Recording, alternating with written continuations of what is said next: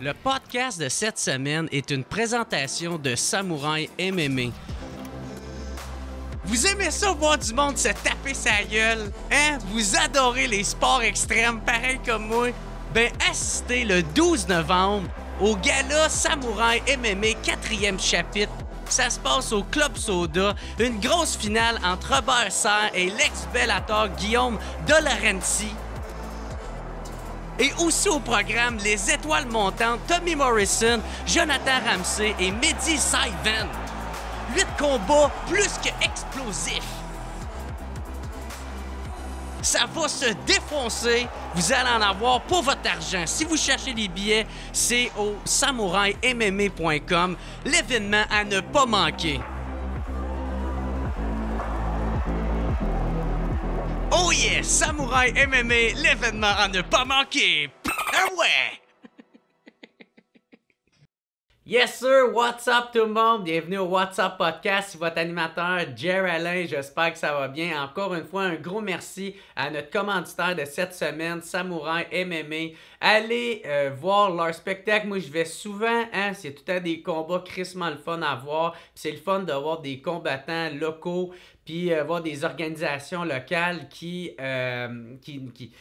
c'est ça, qui nous donnent du beau sport de même qu'on peut voir ça en live. Fait que gros merci à Samouraï MMA. Et notre invité de cette semaine, c'est nul autre que Ben Milo. Si vous ne savez pas c'est qui Benoît Milo, c'est un ancien champion de freestyle motocross. Okay? Lui, il a fait le tour du monde. Okay? Il a déjà participé aux X Games. Il a fait plein de championnats. Il a gagné plein de championnats. C'est un des premiers Canadiens à avoir participé justement aux X Games en freestyle motocross. Tu sais, les hosties de malades qui font des calices de saut et des pirouettes en motocross. Ben c'est ça, lui, tabarnak, il a gagné plein de championnats. Fait qu'il est venu nous en parler aujourd'hui au What's Up Podcast. En plus, le gars, il est fucking nice, super drôle. On a eu une belle complicité. Je vous encourage tout le monde à aller connaître son podcast, à aller suivre ça, suivez-les sur sa page Facebook, Ben Milo. Vous allez vraiment triper. Fait que un gros merci mon chum, ça a été super le fun de te recevoir. Juste avant qu'on continue le podcast, j'aimerais vous rappeler, si vous voulez m'encourager, bien important, devenez membre au patreon.com/whatsuppodcast. Ça vous fait permettre en sorte, en plus de m'aider financièrement, vous allez pouvoir écouter tous les podcasts en avance. Pas besoin d'attendre qu'ils sortent en ordre chronologique, puis c'est vraiment pas cher, c'est 3-4 piastres par mois, c'est pas grand chose pour vous autres, puis pour moi ça fait toute la différence. En ce moment il y a un podcast avec Martin Matt, il y en a un autre avec Chris, je m'en souviens plus tabarnak. Il y en a un autre avec Steven Bilodeau, un vétéran, un ex-militaire qui a fait partie du GTF Force 2, deuxième génération. Fait que c'est ça. Moi, ça va beaucoup m'aider. Et aussi, si vous voulez m'aider financièrement, ben, vous ne pouvez pas le faire parce que votre budget ne vous le permet pas. Il y a toujours une façon de le faire puis ça va vous coûter rien. C'est aller, juste quand vous écoutez sur YouTube mon podcast, bien important, skippez pas les annonces. Ne cliquez pas sur passer les annonces. Comme ça, moi, je vais avoir un plus gros pourcentage avec mon partenariat de publicité que j'ai avec YouTube. Sinon, je vous encourage tout le monde, abonnez-vous à mon channel YouTube, abonnez-vous, cliquez sur la petite cloche, cliquez sur s'abonner, laissez des thumbs up, laissez un petit commentaire positif, ça va être super apprécié. Abonnez-vous à mon compte Instagram Jer Alain ou à ma page Facebook Jer Alain. Et n'oubliez pas, le 12 novembre, je reçois à Chicoutimi, à la place La Nuit des Temps, je vais recevoir nul autre que Horloge Simard. Fait que les billets sont sur mon site internet jeralain.com et ça se passe le 12 novembre. On va avoir calissement du fun. Si vous avez bien aimé la première fois qu'il était venu. Puis là, ils reviennent en plus en live. Fait que sur ça, je vous souhaite un excellent podcast tout le monde. Un gros merci à Samouraï MMA. Allez chercher vos billets au samouraimma.com. Et sinon, je vous laisse un bon podcast tout le monde. Ciao tout le monde. Au revoir.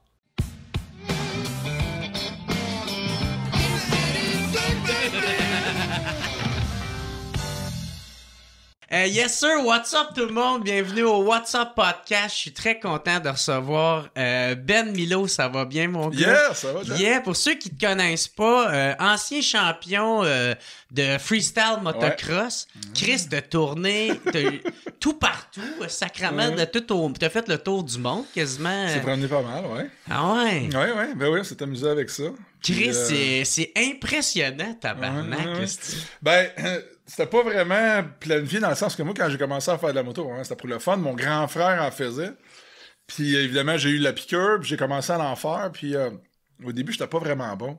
Fait que, tu sais, j'en faisais, puis j'étais en arrière de chez nous, puis c'était vraiment, genre, on s'amuse. Puis j'avais un autre chum qui en faisait aussi, de mon âge. C'était-tu du parcours, genre? On avait une piste. Il y avait... C'était tout de suite les jumps. Ouais, ben non, ben dans le temps, à l'époque, le freestyle motocross. C'était hardcore comment non, c'est ça. Ça existait même pas. T'sais. Moi, j'ai commencé dans le début des années 90, puis dans ce temps-là, le sport du freestyle motocross, ça n'existe pas comme sport, comme ce qu'on veut aux X Games, puis tout ça, ça existait pas. Il n'y avait pas de rampe, il n'y avait rien de ça. Tout ce qui existait, c'était une piste avec des sauts, des bosses, puis on tournait en rond, puis on faisait ça, tu sais. Puis, fait que c'est comme ça que j'ai commencé, en tant que pilote. Bon, là, j'ai grandi, j'ai commencé à faire des courses avec mon frère, comme pilote de motocross, puis éventuellement le freestyle, qui est arrivé début des années 2000, avec les X Games, dans le fond. Fait que là, ça a vraiment explosé partout, puis le sport a commencé en Californie, puis après ça, évidemment, ça s'est répandu partout, puis moi, j'étais vraiment dans l'âge pour ça. J'écoutais tous les DVD de tout ce qui est snowboard, skateboard, motocross, à l'époque, même avant les DVD, c'était des VHS. Puis je tripais vraiment là-dessus, puis ça m'allumait vraiment. Puis fait que je commençais à en faire, mais vraiment pour le fun. Fait que je coursais encore, je faisais des courses, mais au lieu d'essayer d'aller tout le temps de plus en plus vite, puis d'essayer de gagner les courses, je faisais des figures, c'est ça. Puis je faisais des petits concours de saut à l'intermission. Puis tu sais, dans le temps, c'était genre...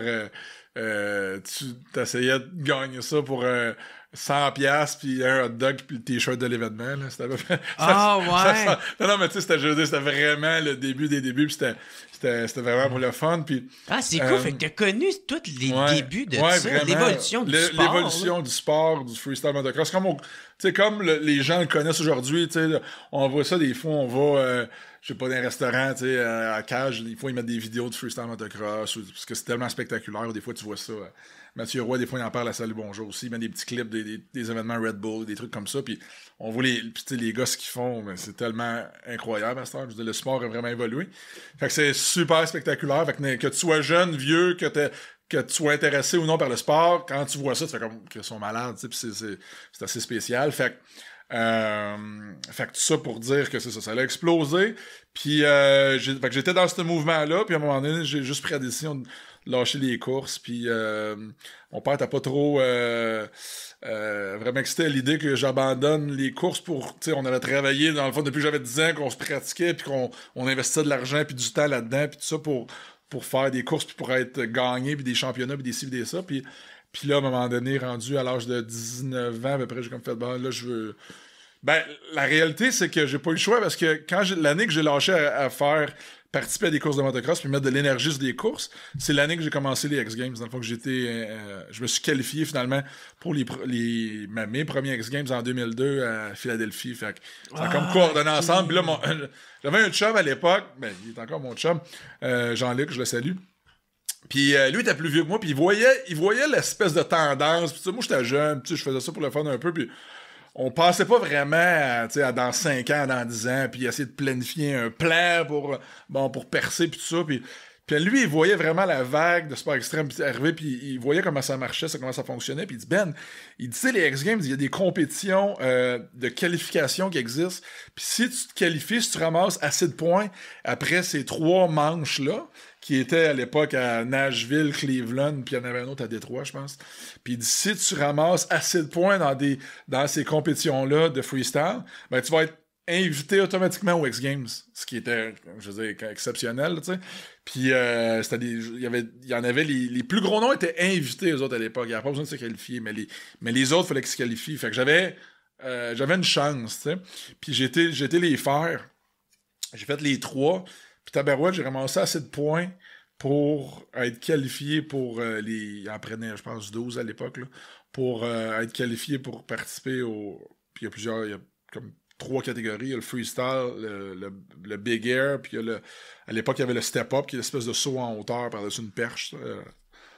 Ça, c'est les 3 catégories-là qu'il y avait. Exact. C'est vraiment un saut en hauteur, mais en moto. Ouais. Puis, anyway, fait que je m'étais qualifié pour le freestyle, puis step-up, me semble. Fait que c'est comme ça que ça a commencé en 2002, puis après ça, ben, ça n'a jamais arrêté. Ça a comme déboulé, puis j'en ai fait d'autres. Puis ben ouais, parce que c'est sûr, on va revenir à tes débuts, là, parce que t'as passé vite à travers du commencement, mais c'est ça, parce que quand t'as commencé, t'as participé à ta première compétition, tu t'es pété le tibia puis le périnée. Périnée, je sais même pas c'est quoi le mot, là. Puis ça t'a pas démotivé. Hey man, moi là, je serais tellement démotivé, mon gars. Moi, je serais fuck that, man. Je commence la danse. Non, c'est moins dangereux.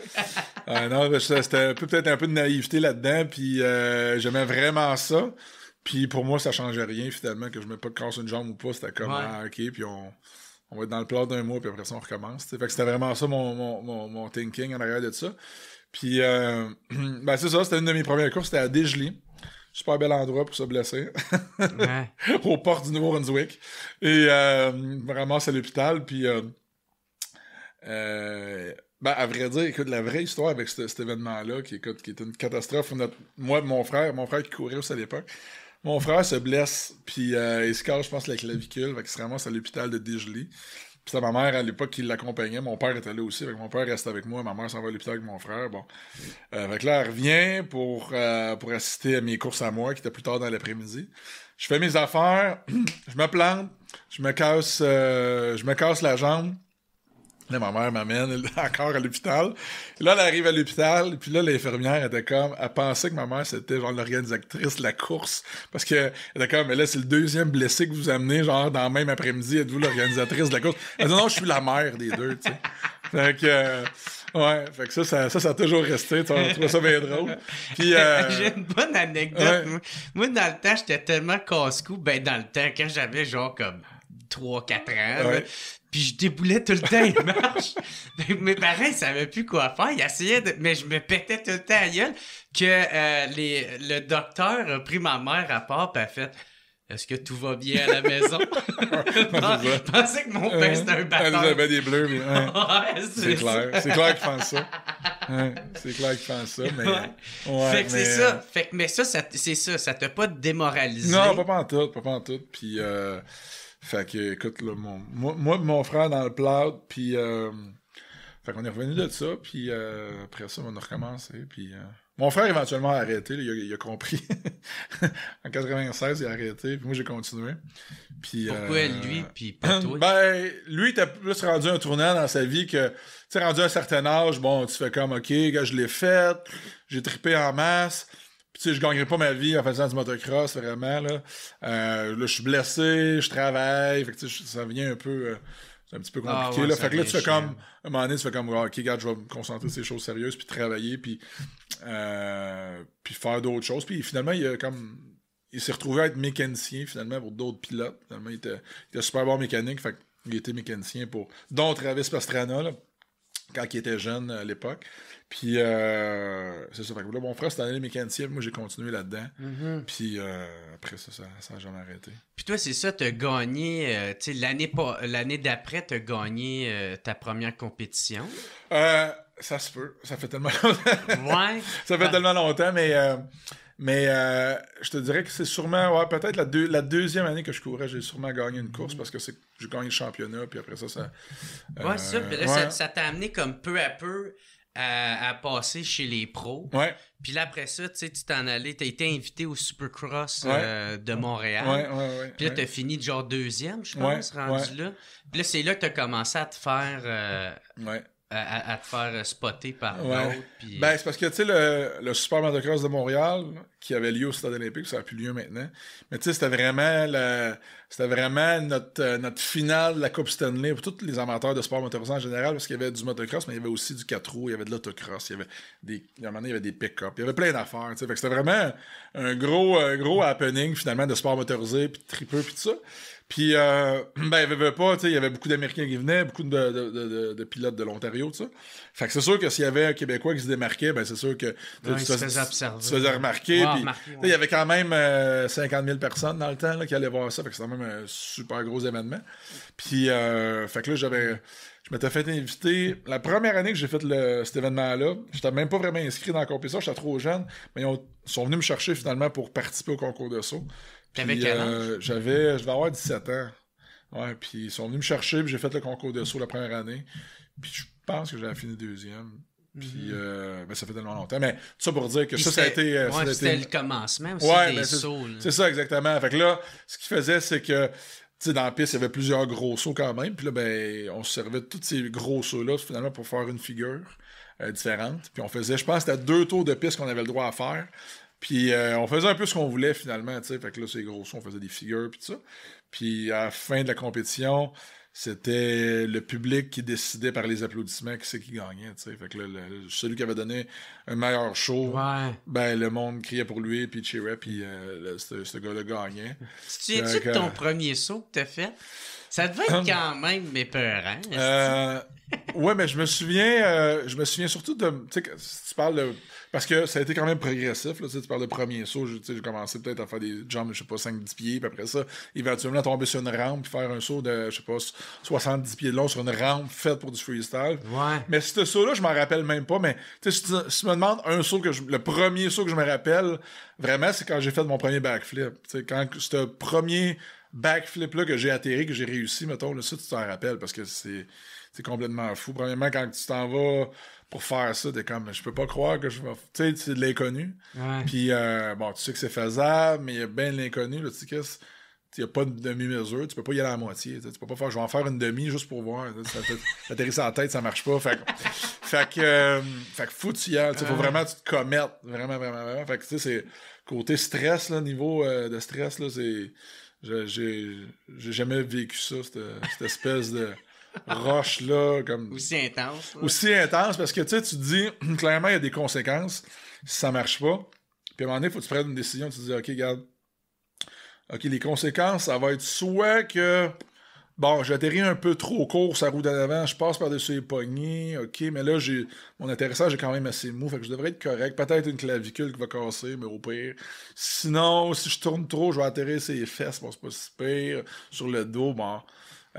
Puis le fait que là, tu fais comme OK, je pense que j'accepte les conséquences, puis là, dans ta tête, tu dis OK, ben regarde, j'accepte, puis je vais, puis je le fais, puis il arrivera ce qui arrivera, puis tu y vas. Est-ce que tu te pratiques sur une trampoline avant? J'imagine que tu dois faire des... Maintenant, il y a plus d'outils qui existent pour les jeunes qui veulent faire ça. Mais tu sais, dans le temps, nous autres, ça n'existait pas vraiment. C'était vraiment à la dure. Là, c'était comme... ouais, puis c'était le début. C'était le début. C'était à la Evil Knievel. Il y avait bien de l'improvisation. C'était comme, OK, on va le figurer.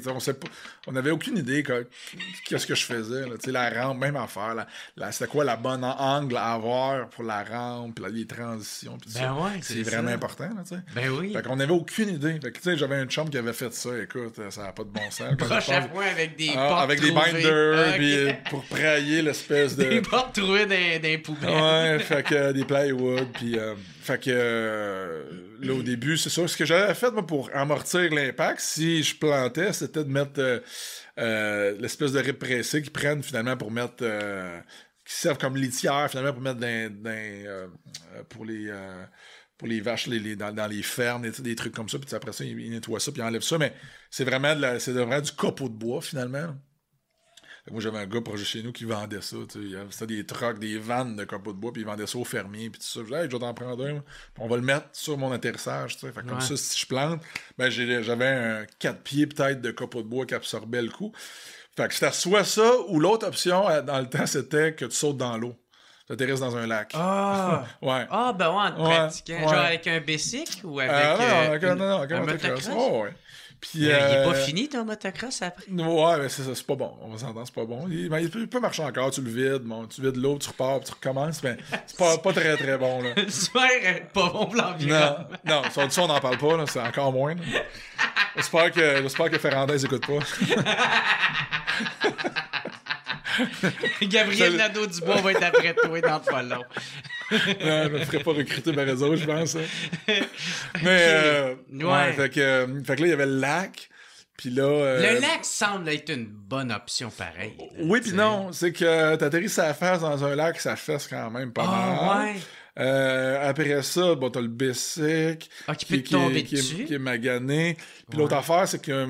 Dans le fond, moi, je pratiquais ça à la fin de ma saison, quand mes shows et mes compés étaient finis. De parcours? Ouais, c'est ça. Okay. Là, je pratiquais les flips parce que je me disais, si il m'arrive si j'ai une blessure, peu importe, la saison est finie anyway. J'ai tout l'été pour récupérer. C'est ça. C'était plus en septembre, mettons. Ah, c'est ça, la fin de la saison. Mais tu sais, en septembre, là. Plus de sens. C'est ça, mais à septembre, l'eau commence à être frette. Fait que ça, c'est une autre affaire. Fait que tu te dis, Chris, l'eau, elle est gelée, c'est de la merde. Tu sais, c'est pas. La meilleure option, c'était vraiment le Brinty, tu sais. Fait que, anyway, là, à ce temps, il y a des bacs de mousse qui existent, des cubes de mousse, pis ça, comme on voit avec les acrobates, pis tout ça. Puis là, après ça, ça a été les gros coussins gonflables, pis etc. Mais dans le temps, ça existait pas, ça. Fait que c'était encore plus dangereux, plus risqué, plus stressant. T'sais, à ce temps, tu peux l'essayer en sachant qu'il va y avoir presque pas de conséquences ou très très peu parce que tu t'atterris dans des blocs de mousse. Fait que tu fais comme tu sors le bac et t'es correct. Là, mais la première fois que tu l'as atterri, tu devais être heureux en tabarnak. C'est incroyable. Ben oui, tu dis, je peux pas croire que j'ai fait ça. Ça a marché. ça a marché. Je sais pas trop ce que j'ai fait, mais j'ai réussi à faire 360 dans les airs et atterrir ces 2 roues. C'est quand même, voyons donc. Fait que là, après ça, c'est de dire, bon, ok, là, faut que je recommence. Ouais. Puis devant du monde. Ouais, c'est ça, c'est notre paire de manches. Ouais. Parce que là, il y a la pression, puis tu sais, le faire dans le cours chez vous, c'est une chose, mais le faire quand il faut que tu le fasses, avec un autre rampe, d'autres conditions, un autre atterrissage, un autre rampe, fait que là, ça ajoute encore au niveau de stress. C'est quand t'as commencé à les lander, ces trucs-là, tu sais, t'étais-tu rendu au motocross de Montréal, au Super Motocross? Ouais. Okay. Ouais, fait que c'était vraiment fait que là, tu commençais ces compétitions-là. C'était vraiment pour monter le niveau, là, parce que ça commençait dans le temps, les backflips arrivaient dans le sport du motocross, puis on voyait que c'était possible. Fait que là, si tu voulais être dans le game, t'avais pas le choix finalement de suivre la parade puis faire faut que je fasse un flip. Ben, c'est ça, si j'espère gagner, puis faire des compés, puis te faire inviter, puis ça, faut que je le fasse, j'ai pas le choix. Quelqu'un l'a fait, ben c'est sûr qu'il y en a plein d'autres qui vont suivre. Puis il y en a d'autres qui n'ont pas suivi, puis leur carrière s'est arrêtée pas mal là, tu sais. Mais fait que j'ai décidé de faire ça, puis est-ce que c'est plus dur un front ou un back? Un front flip, je l'ai jamais essayé, mais c'est ça a l'air d'être compliqué. Ouais, ben il y a comme 2-3 façons de le faire. C'est que souvent ce que les gars font, c'est qu'ils ont une espèce de petit balancier à la fin de la rampe qui fait en sorte que quand la moto arrive au bout, ça fait cliquer la roue dans l'arrière. C'est ça qui donne l'espèce de propulsion pour faire la rotation vers l'avant, puis le poids, puis tout ça. Fait que ça l'aide. Ça l'aide, ouais. Puis ils appellent ça la cheater ramp, souvent aux États-Unis, là, parce qu'ils veulent pas... T'as un mécanisme qui t'aide à faire la figure, mais c'est quand même mon gars. Là, la personne le fait quand même. Ça doit être vraiment fucké. Puis c'est ça. Mais il y en a peut-être 2 ou 3 dans le monde qui ont vraiment fait des front flips sans aide, sans mécanisme, sans rien. Puis ça, c'est complètement mon gars. Je peux même pas croire. Ah ouais? Ouais. C'est parce que, tu sais... Tu sais, il y a le BMX, ces figures-là arrivent toutes du monde du BMX. Bien. En BMX, tu fais comme, OK, bon, je l'essaye, puis tu tombes de 10-15 pieds, les landings glissent. C'est pas les mêmes conséquences, c'est pas les mêmes affaires. Mais là, tu fais ça en motocross à 45 pieds dans les airs, là, avec un bac de 250 livres sur toi. C'est quand même dur à manœuvrer. Oui, c'est ça. Ça a un poids, c'est pas pareil. Exactement. C'est pas pareil. Fait que tout ça pour dire que ça fait juste ajouter une couche de plus, de tout. Ouais. Puis toi, t'as fait carrière là-dedans. Ouais. J'ai pas choisi le chemin le plus simple, on va te le dire, là. Puis, mon gars, j'espère qu'il fera pas ça. Parce que, ouais. Fait que c'est ça, fait que en participant au Super Motocross de Montréal, tu t'es fait remarquer pour aller à Athènes. Ouais. Aller participer à une compétition au Super là-bas. Motocross de Athènes en Grèce. Ouais. Puis c'est là que tu as commencé à faire comme hey, là, moi je veux faire ça de ma vie. Je vais consacrer tout mon temps là-dedans. Ben, Athènes, dans le fond, c'était ma première compétition internationale que je faisais. Puis j'ai été chanceux de la faire parce que c'était supposé être Jean-Sébastien Roy qui fait cette compétition-là. Puis Jean-Sébastien Roy, c'est le meilleur pilote au Canada dans l'histoire du motocross, là, pour le ski des courses, pas le freestyle, mais les courses. Puis c'était lui qui était supposé de faire cette compétition-là à Athènes. Puis à Athènes, c'était une course en stade, comme au Super Motocross de Montréal. Mais il y avait aussi la portion du concours de saut à l'intermission, tu sais. Fait que là, l'agent que je connaissais dans le temps puis qui s'occupait de booker Jean-Sébastien là-bas, il dit « Ben, Jean-Sébastien, il s'est disloqué une épaule, bon, ça prend un remplaçant, le bike, c'est un Honda, toi, tu roules déjà des Honda, ça te tente-tu de le faire? » Je suis comme « yes. » Puis il m'a demandé, il dit, c'était genre au mois de novembre, je faisais plus de bicycle, la saison était finie pour moi, puis tout ça, puis j'étais vraiment pas dans le beat pour faire des jumps, puis tout ça, mais il me dit, t'as-tu fait du bike derrière moi? J'étais comme, oui. Il dit, t'es-tu prêt pour faire une course, tu penses, dans genre 2-3 semaines? Oh, oui! Même je savais très bien, j'étais pas en forme pour Saint-Saëns, tu sais, pis j'étais pas prêt pantoute, mais je fais pas passer à côté de ça. J'étais comme, ouais, je vais être là, je vais être prêt, tout ça. Le lendemain, je faisais du cardio, tu sais, puis j'essayais de... Mais... C'est quoi, justement, la préparation à faire pour être prêt pour ça, tu sais, parce que moi, c'est tellement pas mon univers, là, fait que dans ma tête, ben, t'embarques à la moto, j'ai tourné mes poignets. Mais si tu fais des courses, c'est vraiment, vraiment dur physiquement, c'est vraiment... Je pense qu'il avait fait des tests dans le temps, puis ça a été prouvé que c'était le deuxième sport le plus dur physiquement du côté du cardiovasculaire, puis tout ça, sur la planète, après le soccer. Tu sais, le soccer, il court pendant 2 heures de temps, tu sais, ça n'arrête pas vraiment. Puis le motocross, c'est des courses professionnelles, c'est des courses de 30 minutes de durée. Puis, tu sais, c'est des terrains qui sont vraiment accidentés, qui sont vraiment maganés. Puis, tu es tout en train de te battre contre la moto. Puis, tu travailles tout le corps en même temps. Tu travailles les jambes parce qu'il faut que tu te lèves, faut que tu te rassoies, tu te lèves, tu te rassoies. Mais ça, c'est à chaque, je sais pas, 200 pieds. Là, tu te lèves, tu te rassoies, tu te lèves. Chaque tournage, chaque virage, tu t'assois. Après ça, tu te relèves. Fait que tout ça, c'est comme, imagine faire des squats pendant une demi-heure. C'est un peu ça, tu sais. Puis après ça, les bras, ben, faut que tu contrôles les poignets, le gaz, la clutch, le break avec tes doigts. Fait que là, en plus de devoir tenir les poignets, tu sais, quand même assez fort, faut que tu gardes un doigt sur la clutch puis un doigt sur le break. Ce qui fait en sorte que ça travaille vraiment, vraiment gros les avant-bras. Tu sais, à un moment donné, tu viens les bras vraiment crampés, là, parce que t'es tout le temps en train de... les doigts comme ça, puis... Fait que tout ça pour dire que c'est vraiment, vraiment dur physiquement. Ben ça, c'est super intéressant pour ça, parce que, tu sais, moi, j'aurais sûrement fait partie du monde à faire, ben là, t'es sur une machine. C'est t'as la poignée, puis là, je t'écoute parler, je ferais absolument pas ça. Moi, sur une moto, j'ai de l'air d'un touriste, si tu veux, c'est comme... Chacun son métier, mais... ouais, c'est ça. Moi, je suis bien dans mon semi-sous-sol. Mais, tout ça pour dire que les courses, c'est très dur physiquement. Le freestyle, c'est d'autres choses. Fait que là, moi, je m'en allais plus vers le freestyle. Fait que là, c'est plus relax. Évidemment, c'est moins dur physiquement, mais à Athènes, c'était une course, finalement? À Athènes, je faisais les deux. C'était en 2001. Ah, OK. Ouais, c'était en 2001. J'avais pas encore fait le switch vers le freestyle à 100%. T'avais quel âge, là? Je devais avoir... T'es jeune? Ouais, j'avais 19 ans, peut-être, 18 ans. OK. 18 ans. OK, fait que t'entamais ta vie d'adulte. Je faisais encore les deux sports, les deux disciplines, course puis freestyle motocross. Puis là-bas, ça tombait bien. C'était une course avec un concours de saut. C'est pour ça que Puis, mais je me rappelle, j'étais vraiment pas en forme, tu sais. Puis quand tu essaies de tenir sa moto trop longtemps, puis tu pousses un peu trop, à un moment donné, tu le sens que t'es fatigué, t'as de la misère.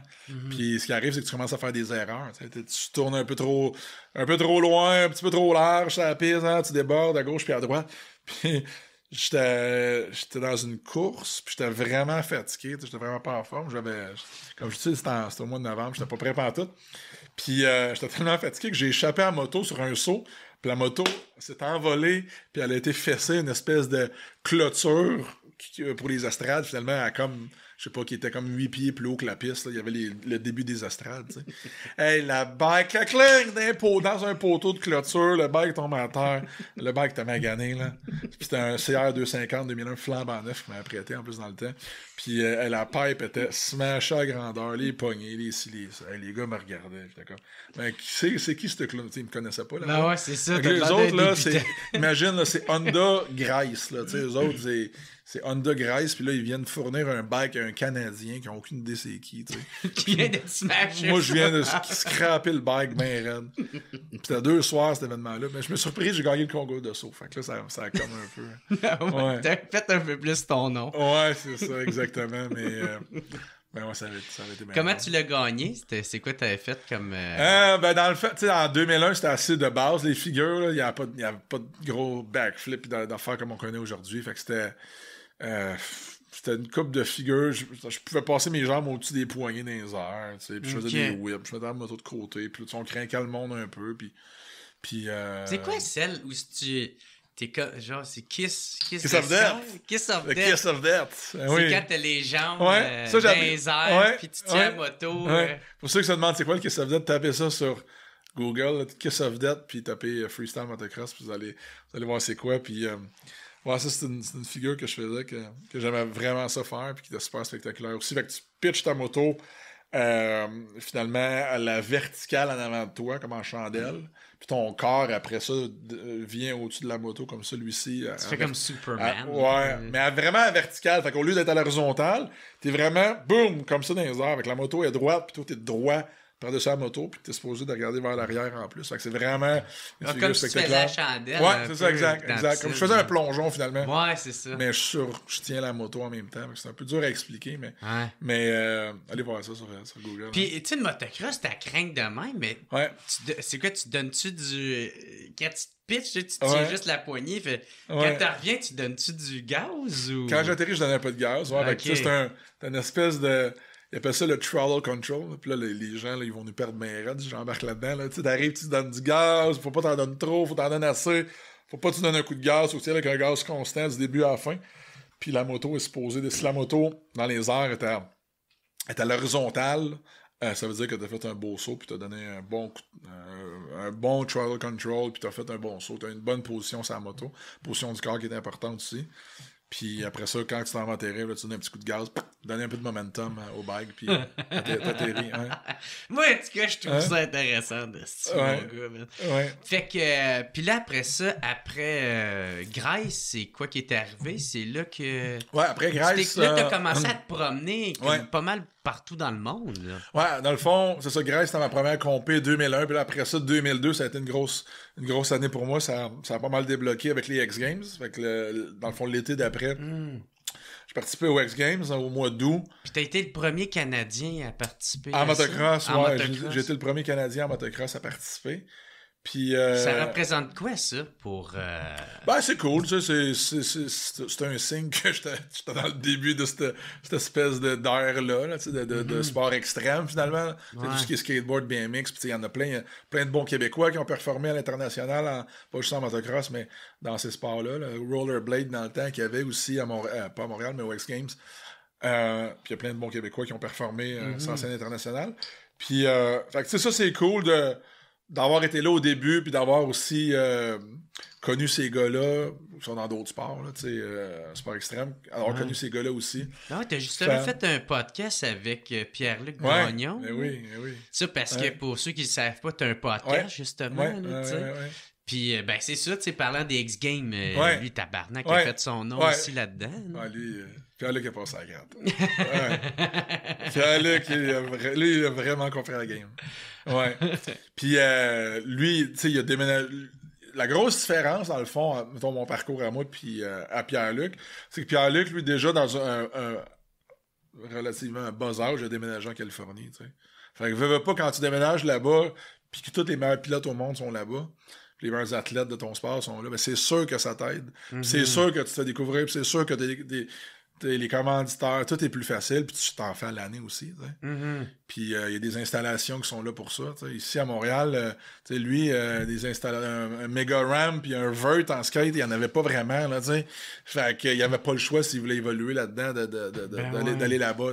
D'aller avec les meilleurs. C'est ça. Puis en freestyle, motocross, c'était la même affaire. Le sport arrivait de là-bas. Fait que c'est sûr que eux autres, ils avaient déjà 3-4 longueurs d'avance sur nous autres au Canada. Là. Parce que les figures qu'on apprenait, les autres, ça faisait déjà 3 ans qu'ils faisaient. Toi, t'étais pas prêt à faire ce sacrifice-là? Non, mais c'est pas ça, mais tu sais, c'est chaque jeune a son parcours là-dedans. J'étais comme confortable un coup au Québec. Je faisais plein de compétitions, je faisais un petit peu d'argent, ça allait bien, j'avais des commanditaires.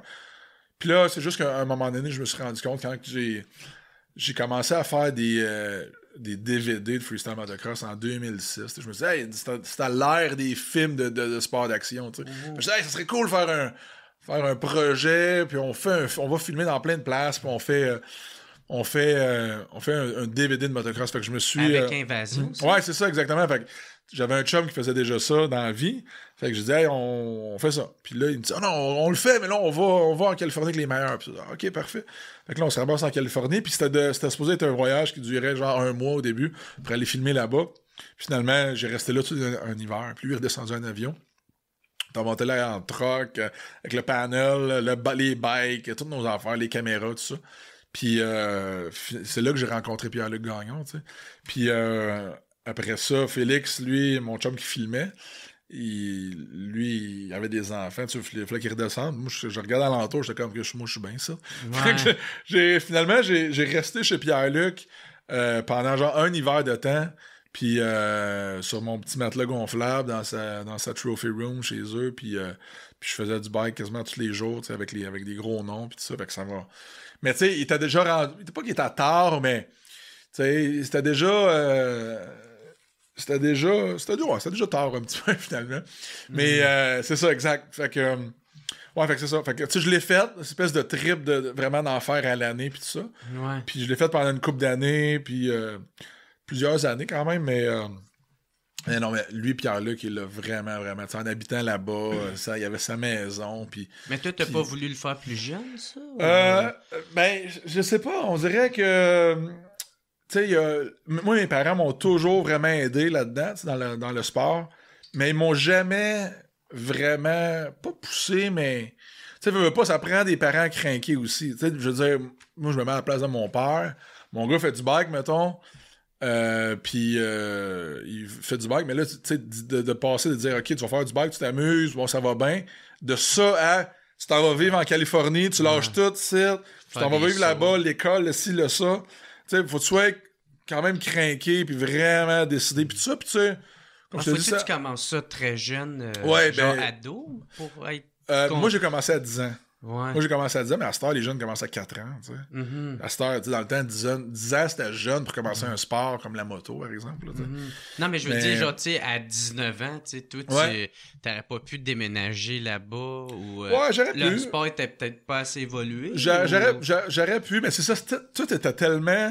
Tu sais, veux pas mettons, si on compare avec le skateboard. Le skateboard, premièrement, c'est une industrie qui est bien plus grosse que le freestyle motocross. C'est une énorme industrie, bien plus... Avec Tony Hawk, mais non, mais c'est ça, les games... Bien plus d'argent, bien plus de compétition, plus de possibilités, plus d'opportunités. Ouais. Freestyle motocross, c'était...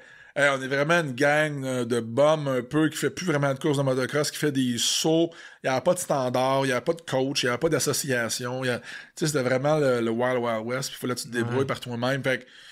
Puis il y a eu Travis Pastrana avec exactement. Nitro Cyrus. Ouais, Nitro Circus qui a fait des films lui aussi. C'est ça qui a sûrement popularisé encore plus. Vraiment, ça a été un super gros nom. Fait que lui aussi, il a vraiment rendu ça plus mainstream. Il y a eu des shows de télé, puis avec il y a une association avec Jackass pour ces shows de télé MTV, puis tout ça. Fait que veut pas, ça a fait exploser son brand, puis tout ça. Puis toi, as-tu rencontré Jackass?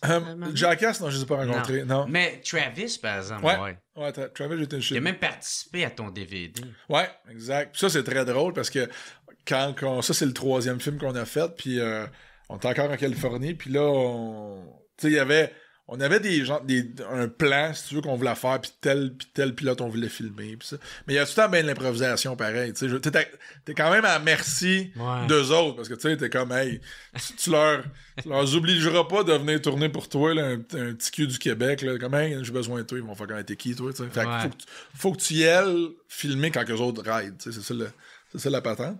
Puis là, ça donnait que cette fin de semaine-là, Travis Pastrana, avec toute sa gang, filmait pour son film à lui. Fait que là, on a comme fait, puis genre, on est en train de ça entre les branches, là, on a fait, hey, on peut-tu y aller, tu sais, puis moi, Travis, je le connaissais. Fait que ouais, viens-t'en. Fait que là, on se ramasse là, puis on dit, hey, nous autres, on filme pour un film, on peut-tu filmer des images? Oh, ouais, y a pas de trouble. Fait qu'on s'est ramassé, finalement, à tourner les mêmes images avec les mêmes pilotes que son film à lui. Tu sais, puis ça a été un tournage de fou, là. Je veux dire, il y avait du gros talent, puis le setup, premièrement, le setup est mongol parce que toute la track, si tu veux, le parcours est en flanc de montagne. Là, imagine ça, t'es en Californie, les montagnes partout, les jumps. Tu sais, c'est un espèce de ranch là, complètement malade. Là. Tu sais, tout est big là-bas. Tout est fois 15. Tout est fois 1000. Tout est à Yamachiche chez vous. T'as un saut. T'sais, moi, j'avais un saut pratiqué, tu comprends? Dans un champ. Là, t'arrives là-bas, c'est Disneyland. Ça n'a aucun bon sens. Ils ont tout, on dirait, sont tous millionnaires, puis ils ont tous des astis de gros setups, des affaires de complètement malades que moi, je voyais dans des films avant. Ouais. Là, c'est moi qui se ramassais dans des tournages de même. J'étais comme, ben, anyway, tout ça pour dire que mais c'est super cool, man. Mais tout ça pour dire qu'on a filmé la même journée qui tournait, puis ça a fait des images écœurantes, sans compter qu'on avait aussi Travis Pastrana qui était le plus gros nom dans le monde du motocross, dans notre film aussi. Fait que ça, il était bien cool. Ben, il a toujours été bien cool avec ça, ça ne dérangeait pas, puis vu que je le connaissais, ça l'aidait, mais tu sais, il était pas genre, hey, ouais, mais là, je veux une petite cote parce que là, tu utilises mon nom, puis il y avait rien de ça. Comme, il s'en sacrait bien raide, là, tu lui. Il était bien au-dessus de ça, fait que... Ouais, fait que ça a été bien, bien cool. Puis ça a été l'espèce de trip en Californie qu'on a fait pendant une couple. Fait que ce trip en Californie, je l'ai fait pendant 3 ans finalement. Fait que l'hiver, j'étais là-bas. Mais l'été, je revenais au Québec. Parce que, tu sais, j'avais quand même des commanditaires au Québec. Je participais à une tournée aussi canadienne avec Suzuki dans le temps, puis Coors Light. Puis on faisait des beaux événements quand même partout. Puis on n'avait pas de cassage de tête dans le sens que moi, j'avais 10 ou 15 événements à faire pour cette tournée-là, qui était la tournée, ça s'appelait Trauma Tour dans le temps, la série Trauma, je sais pas si tu t'en rappelles, en 2006-2007. Fait que dans ce temps-là, Coors Light mettait beaucoup, beaucoup, beaucoup d'argent dans des activités comme ça, des parties, il avait fait, à un moment donné, il avait fait un concept de tournoi de golf. Fait que tu courais la chance de gagner un tournoi de golf à Toronto. Puis ta caddie, c'était une pitoune, finalement, de, tu sais, le magazine Maxime. Ouais. C'est des filles un peu GQ, un peu la même affaire. Fait que t'avais une pitoune qui était ton caddie, puis tu jouais du golf toute la journée, puis nous autres, on faisait une petite démonstration pour eux autres, puis à la fin de la journée, ça finissait en party, tu sais. Ouais. Fait que c'était tout à des concepts de fous comme ça que Coors Light faisait. Fait que nous autres, on faisait toute cette tournée-là. Puis c'était vraiment cool. Puis puis à la fin de la saison, on avait le Super Motocross de Montréal au stade. Fait que, tu sais, moi, mon été était bien booké ici, ça allait super bien. Puis là, c'est là, moi, à l'automne, là, j'allais en Californie, puis là, j'allais en faire là-bas tout l'hiver. Tout à l'heure, c'est ça, on parlait de le X-Game, tout ça. Ouais. Tu as participé à ça, tu as participé aussi à l'autre Red Bull X-Fighter. Ouais. Puis, c'est ça, tu as gagné aussi un championnat du monde là-dedans? Ouais, mais dans le fond, ça, c'est les années... le championnat du monde, c'est 2003. Puis, ça se passait en Europe. Puis, c'était des compétitions qui étaient soit en Autriche, en Allemagne, en Espagne, puis tout ça. Puis, je suivais ce championnat-là, puis... il y avait une compétition dans le temps de step-up, comme juste c'est le saut en hauteur avec la perche. Puis j'étais pas pire là-dedans. Puis j'ai gagné une manche finalement. À vrai dire, j'étais arrivé égal avec un Suisse, Matt Robot, qui est encore un de mes chums aujourd'hui. Puis la joke là-dedans, c'est qu'on était rendu à genre 31 pieds, je pense, de hauteur, au-dessus de la bosse de terre. Fait qu'on tape peut-être à 45 pieds dans les heures, tu sais. Puis on était rendu au maximum que la barre pouvait monter. Les autres, ils n'avaient pas prévu qu'ils pouvaient monter la barre plus haute que ça. Puis on a fini égal Ah, Puis, ok. ouais. Les deux me l'avaient dépassé, mais Ouais, tu savais pas lequel. Exactement. Puis c'est drôle parce que le prix pour le premier, c'était dans le temps Sony commanditait ce championnat-là. Fait que il y avait un trophée, puis il y avait Sony qui donnait des petites caméras photo. Mais tu sais, on remonte à 2003. Imagine une caméra digitale 2003 Sony. C'était une petite affaire, puis en tout cas, c'était aujourd'hui on rit de ça là. Dans le temps, c'était comme waouh. Puis fait que là, moi puis Matt, on se regarde. Il y avait un trophée puis une caméra Sony.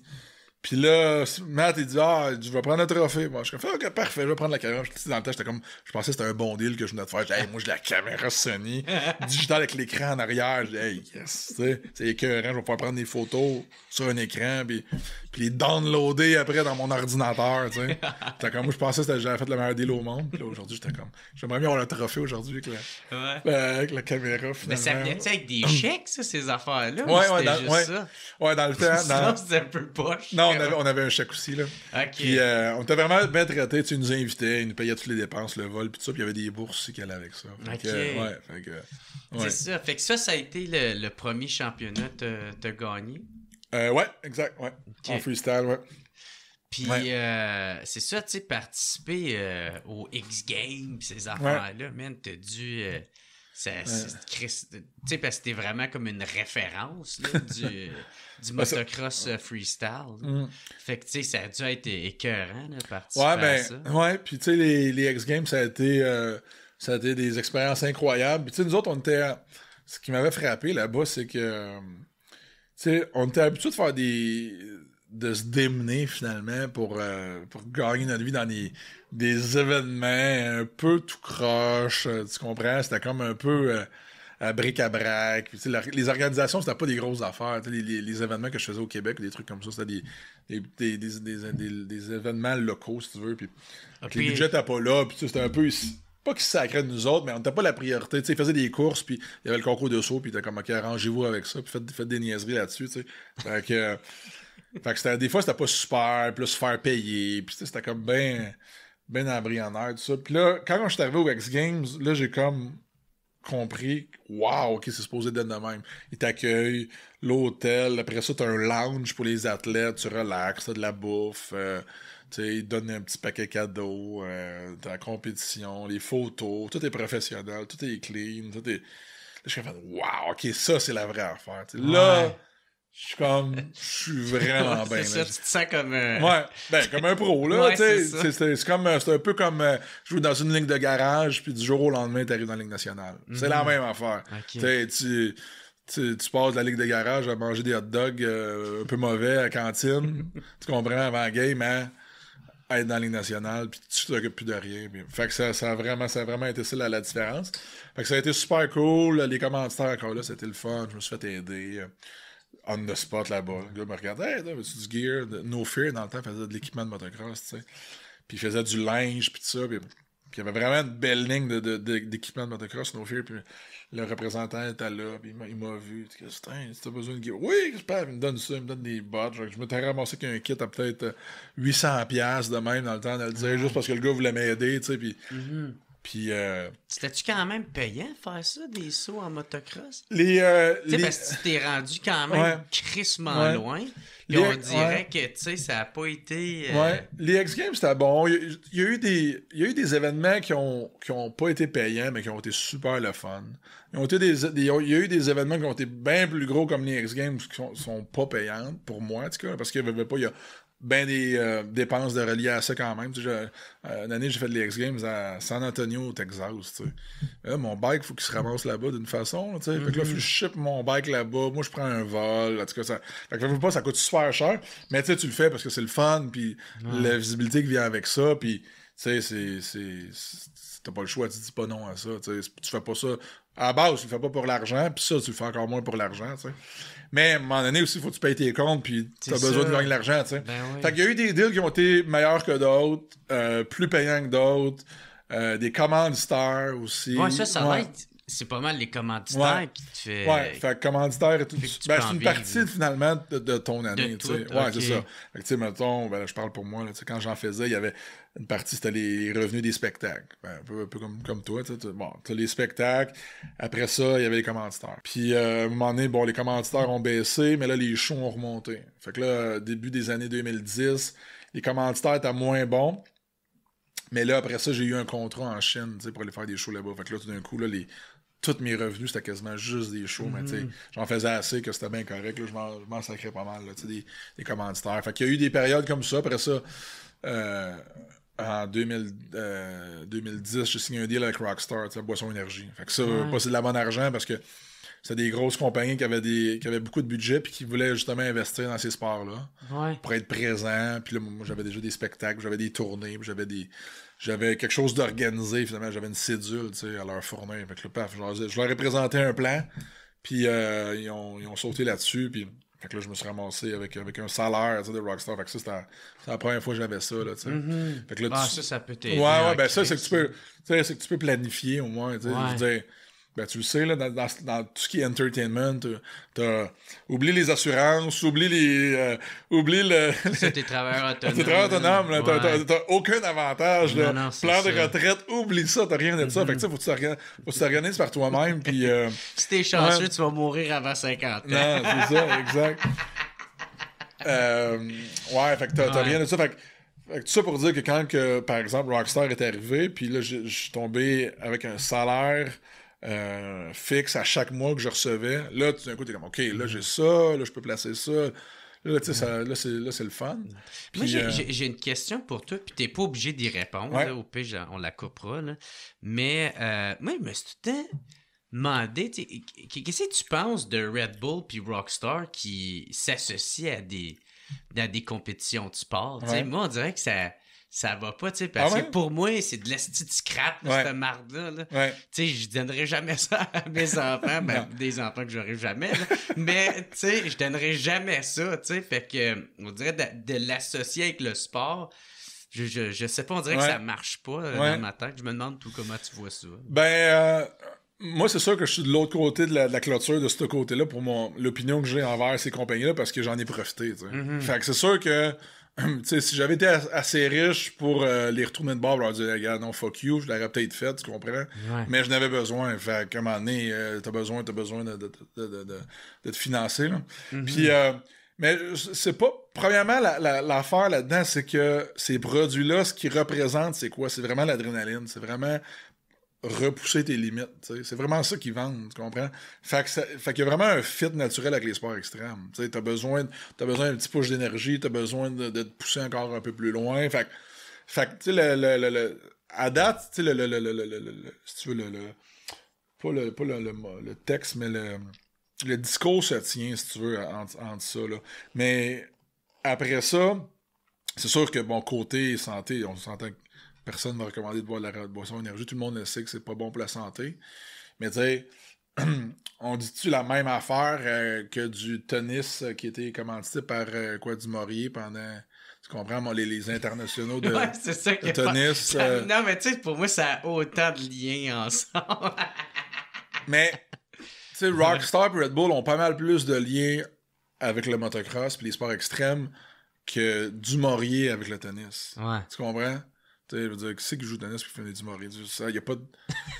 C'était ça du Maurier? Je sais plus. Je sais pas, mais peut-être. Il me semble que c'était... il y avait une... je suis vous allez pouvoir l'écrire dans les commentaires, là, mais il y avait une compagnie de cigarettes qui commandite l'international de tennis à Montréal. Fait que ça a zéro lien. Après ça, ben, tu sais, il y a eu la vague des compagnies de bière. Après ça, comme je te parlais de Coors Light ont investi des millions... Des millions dans tout ce qui est sport extrême, encore cette vague-là, tu sais, de motocross, snowboard. Au moins, tu sais, Coors Light, tu sais, Bud, pis tout ça, tu sais, au moins, tu sais, c'est faut être adulte pour les boire, là, tu sais, fait que, tu sais, déjà là, je vois que, ben, au moins, tu sais, le monde qui est beau, plus qu'on s'entend. faut être adulte, mais on s'entend. Ouais, je sais, là, mais tu sais, il y a au moins ça, là. Mais, tu sais, pis ça fait party, ça fait... ça a du sens, ça aussi, c'est ça. Puis, tu sais, toi, t'as dû... C'est ça, là, tu sais, Tu sais, je t'écoute parler depuis tout à l'heure, man. T'as dû en vivre là, des parties là, en tabarnak. Là, tu sais, surtout quand t'es commandité par Coors Light ou des ça a été bon pour ça. Coors Light, l'air Coors Light a été bon. Tu peux-tu raconter un party le plus grandiose, je sais pas, que t'as participé? Ouais. Là, ben, les parties Coors Light étaient pas pires.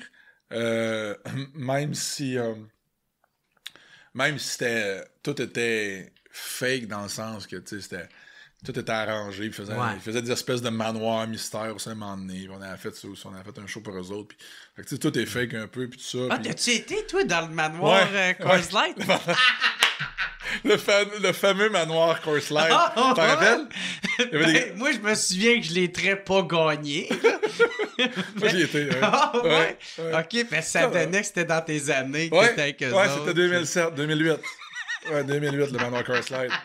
Je peux Parce qu'il y avait, puis après ça, il y avait le camp Bud Light qui ont essayé de... Ouais, ça, je l'ai pas fait. Budweiser, c'est ça, vrai, c'était ton compétiteur.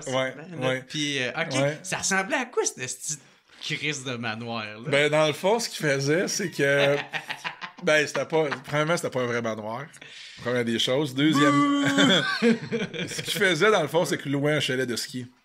Dans une montagne de ski, tu sais. Puis c'était en Ontario, je sais plus c'était où. Mais, fait qu'il louait... Ça devait être un tabarnak de chalet. Hein? Ouais, c'était correct. Mais tu sais, en même temps, c'est sûr qu'il louait pas le top du top parce que tout se décrissait, là. Je veux dire, puis là, il mettait des décors, des ci, des ça. Tu sais, c'était pas la fin. Tu comprends? C'était pas la fin du monde. Ils savent très bien qu'il va y avoir du vomi partout après, puis tout ça. C'est ça. Ouais, j'imagine de leur côté. Non, c'est ça, exactement. Fait que c'était pas un 5 étoiles, là, mais c'était quand même, c'était bien correct, là, pour ce que c'était. Puis, c'est quand même décevant que t'apprends que le chalet OD, il est de mieux qualité que le manoir Coors Light. Ouais, c'est ça, exact. Puis, fait que dans le fond, moi, j'avais été engagé. Ben, ça faisait partie de la tournée de show qu'on faisait, mais c'était vraiment tard. C'était en novembre, cette party-là.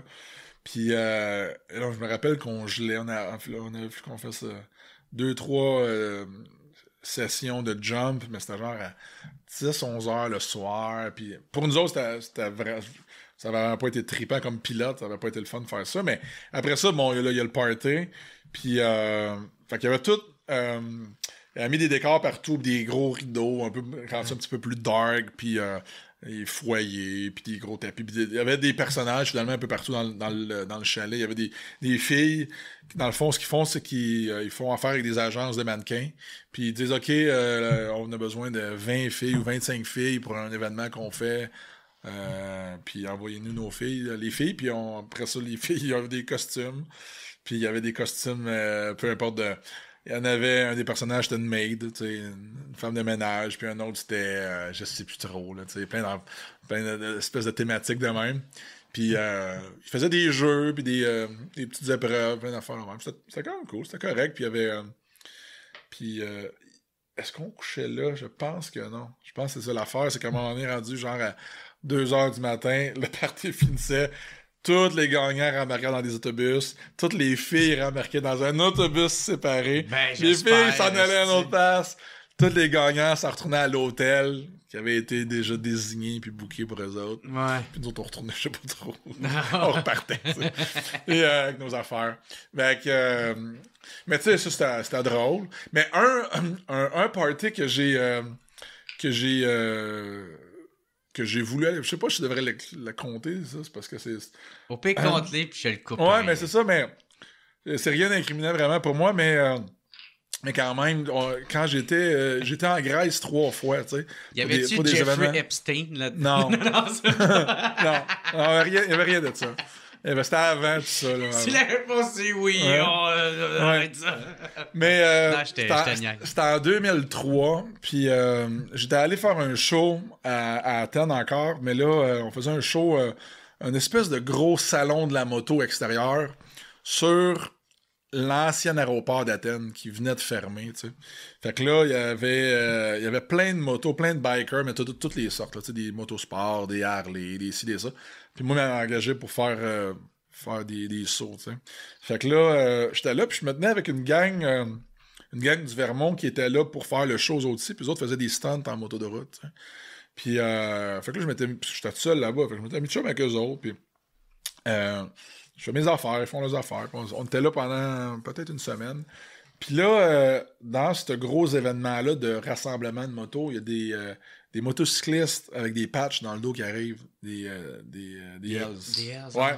Fait qu'eux autres, ils arrivent, puis là, ils nous voient, commencent à venir nous voir, commencent à venir nous parler. Mais c'était cool, là, tu sais, c'était pas intimidant, rien de ça. C'est un autre vibe différent en Europe, là, pour ce qui est de ça, je pense. Là. En tout cas, de ce que je connais, c'est un autre vibe là-bas, puis c'est ça. Fait que les gars venaient nous voir, on parle, genre, c'était bien correct. Puis là, on était à l'hôtel, le show est fini, on était à l'hôtel, j'étais avec les Américains, les gars de stunt. Puis là, il dit, Ben, il dit, écoute, il dit, j'ai parlé au gars des Hells, puis ils nous ont invités à soir au party, à leur party, chez eux, genre dans leur bunker, on a fait la même, tu sais. Fait que là, ah ouais, pis ça. Puis là, on se demandait tout, qu'est-ce qu'on y va dessus, on y va dessus pas. On savait pas trop, tu sais, qu'est-ce qui était pour arriver, puis on était comme, ok, on y va. Fait que là, j'étais comme, ok, bon, je vais être avec eux autres au moins. Fait que s'il se passe de quoi, je suis pas tout seul, tu sais, peu importe. Fait que, ok, on va au party des Hells ce soir. Yes, c'est rock on. On fait partie de la gang, yes, tu sais, on se passait bien hot. Puis, finalement, on est dehors à sa terrasse de l'hôtel, on attend pour un taxi, tu sais. Puis, moi, j'étais comme, ok, je vais aller aux toilettes, tu sais, puis je reviens de 2 minutes. Je m'en vais aux toilettes. Quand je reviens, les hosties étaient partis. Puis le taxi est arrivé, il était parti au party sans moi. Oh, ils t'ont pas attendu. Ils m'ont pas entendu! Fait que là, j'ai manqué le party des Hells Angels à Athènes. Puis, fait que là, écoute, le lendemain, c'est là que j'ai parlé au gars. Pis! Là, il dit, c'est ta malade, il dit, écœurant. Fait que là, il y a d'autres affaires qui se sont passées qui impliquent des madames, pis tout ça. Fait que, faut imaginer. Ouais, c'est ça. Anything goes. Gros crise de power. Ouais, tu sais, c'est sûr que ça. C'est des bons vivants, j'imagine. Ouais, mais je peux pas, je sais pas, j'ai pas été. Fait que c'est le rendez-vous manqué que j'ai eu. Ça a arrêté pas mal dans. Tout, tu t'imagines qu'est-ce qui s'est passé là. Ouais, c'est tout. C'est juste dans ma tête. C'est mieux de même, peut-être. Je sais pas. Ah, c'est cool. Ouais. Puis, ben, c'est ça, fait que toi, tu t'es promené vraiment partout dans le monde. Là, ouais. Autant, c'est ça, en Chine, Amérique du Nord, Amérique du Sud, en Europe. Ouais. Y a-tu des places que t'aurais aimé ça faire que t'as pas plus. Ouais, ben, j'étais supposé aller en Afrique à en faire. Je me suis blessé la semaine avant, mais j'ai pas pu y aller. Mais quand je participais au championnat du monde, ça commençait en Allemagne, puis la semaine après, on s'en allait en Afrique du Sud en faire. Puis on allait faire un tournage là-bas dans le désert, puis tout ça. Puis je me suis planté en faisant un backflip, je me suis cassé la clavicule. Fait que ça l'a arrêté là, puis j'ai pas pu. Puis c'était comme une espèce de tournée, c'était une tournée de malade, c'était un voyage de fou. C'était Allemagne, après ça, c'était Afrique du Sud, puis je pense qu'il y avait une troisième ville qu'on faisait, je sais plus trop c'était où là. Mais ça a arrêté vraiment un voyage écœurant que j'aurais aimé faire, mais finalement ça a pas donné à cause des blessures.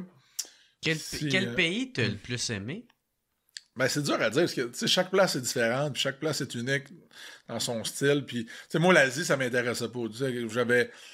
Avant d'y aller, moi, l'Asie, ça me disait rien. J'étais comme, on connaît pas vraiment leur culture, puis, Puis, finalement, je me suis ramassé là, par défaut, parce que j'ai travaillé là-bas pour un show de Franco Dragon, puis j'étais là pendant 5 ans, fait que j'ai appris à connaître la culture, puis le paysage, les autres pays qui entourent. Moi, j'étais à Macao, là, qui est à côté de Hong Kong. Fait que t'es vraiment, à côté du Laos, à côté du Vietnam, à côté de Thaïlande.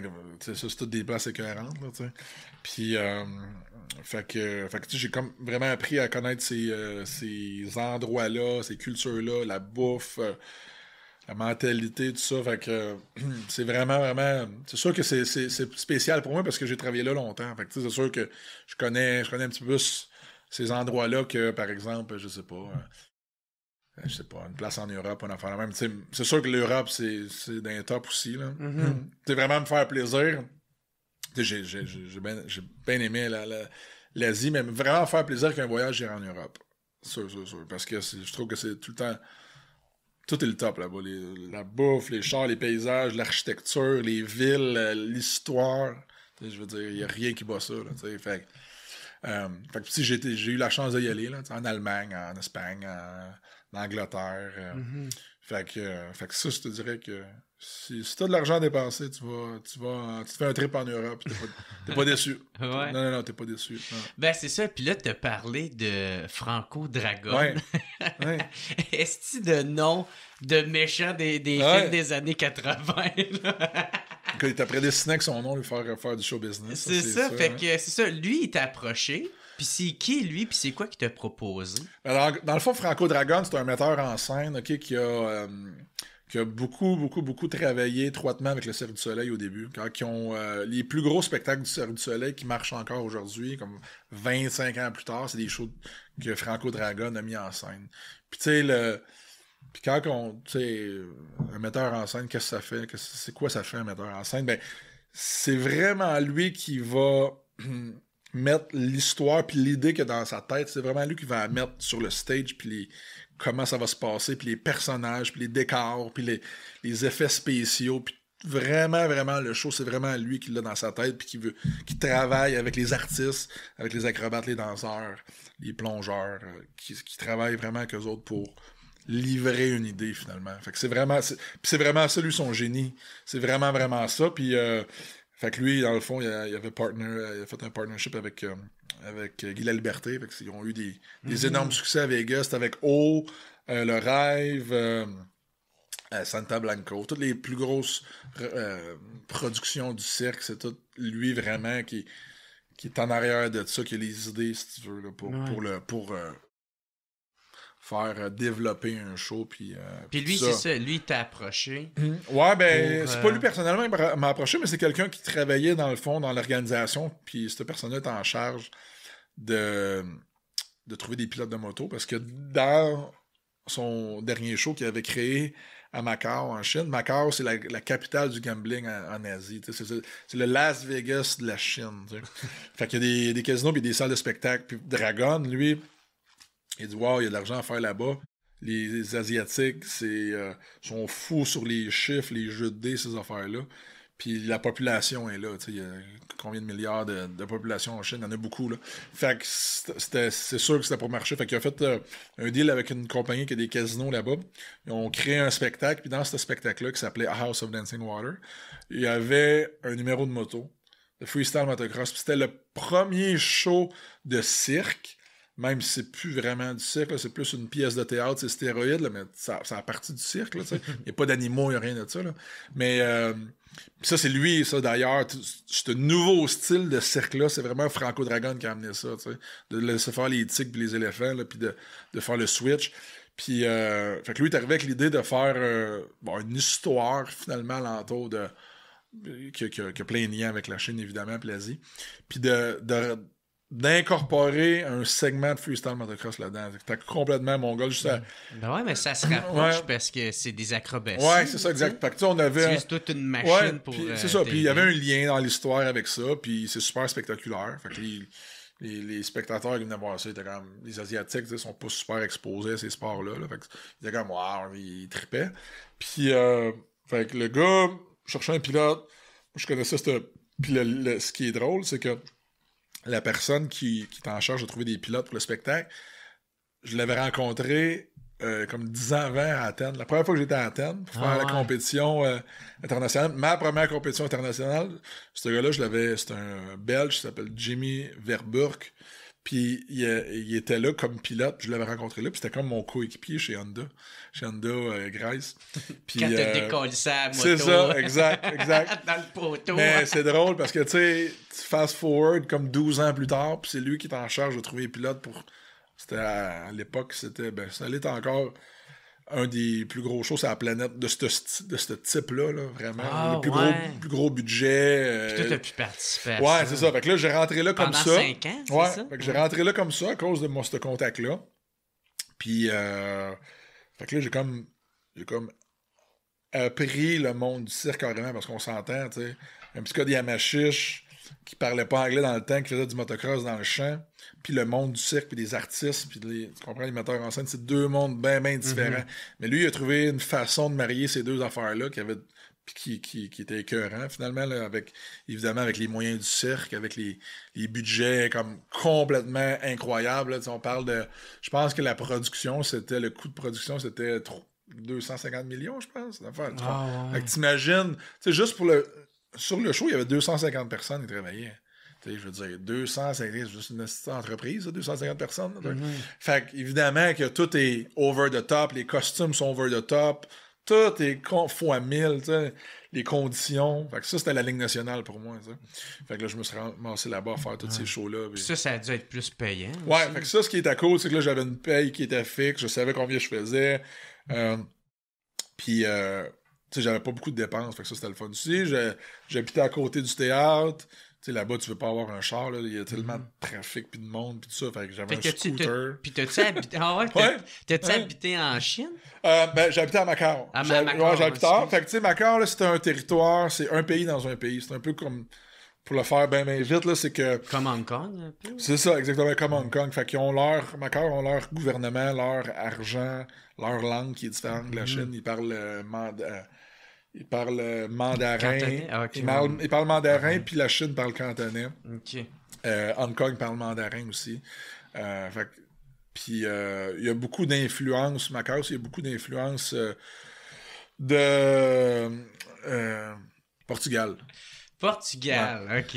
Tout ça pour dire qu'il y a une grosse influence portugaise là-bas. C'est une espèce de territoire qui appartenait au Portugal. Fait que tout ce qui est architecture, puis tout ça. Puis il y a beaucoup de Portugais qui habitent encore là-bas.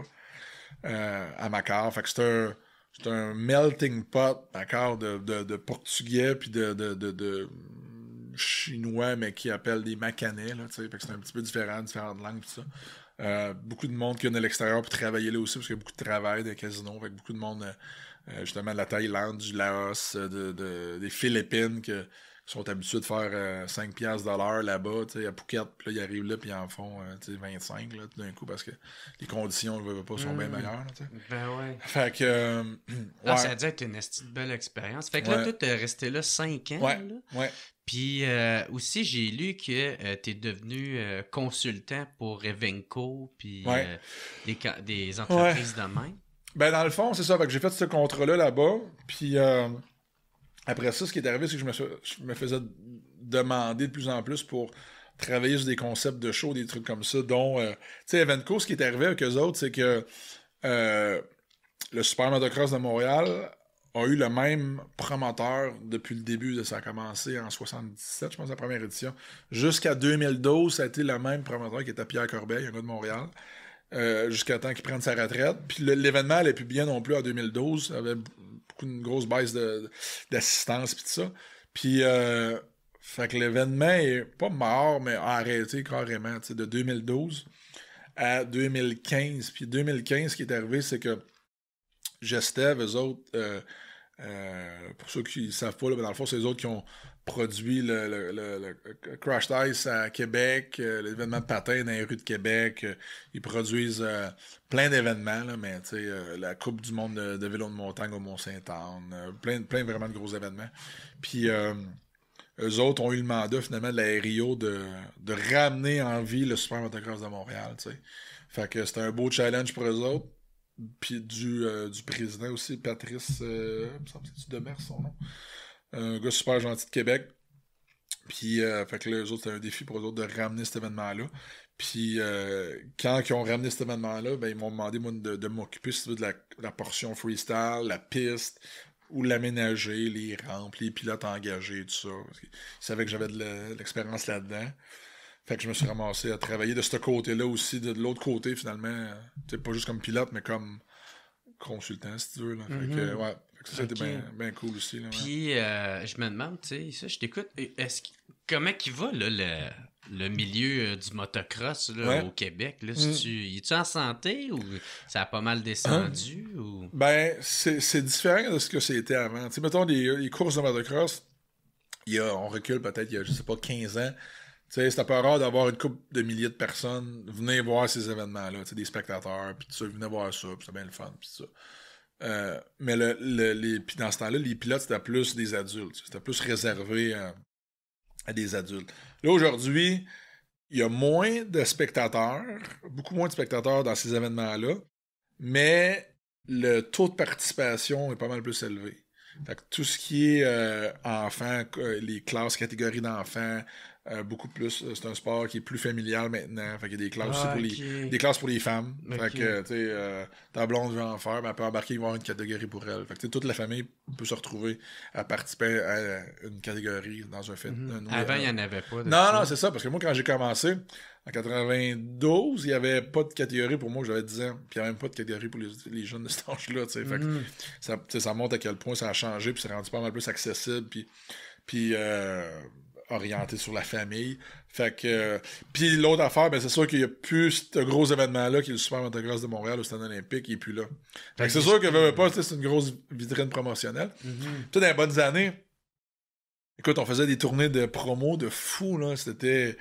Écoute, TVA, je suis ben chum avec Babu, je me ramasse. Babu m'a amené à Musique Plus.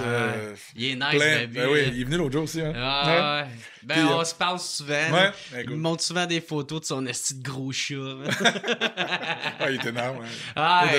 C'était un esti de perle, Babu. Puis, tu sais, Babu, ça fait super longtemps que je le connais. Dans le temps, il travaillait à C'est quoi, tu sais, je sais même plus quelle année, 98 peut-être, que je l'ai connu là, puis tout ça pour dire que j'avais une couple de chums dans le milieu, fait qu'on faisait des tournées médias, mais comme de fou pour parler de l'événement, les radios, la télé, TVA, name it, là.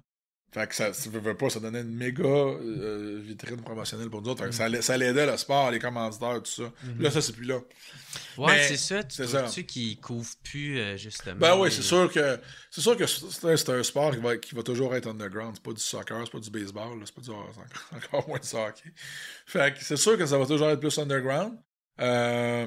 Mais tu sais, en même temps, les temps changent, puis les façons de communiquer aussi changent. T'sais, dans ce temps-là, on n'avait pas de podcast, on n'avait pas de réseaux sociaux, on n'avait pas toutes ces affaires-là. Fait que, à cette heure, t'as plus besoin vraiment d'une radio pour faire parler de toi.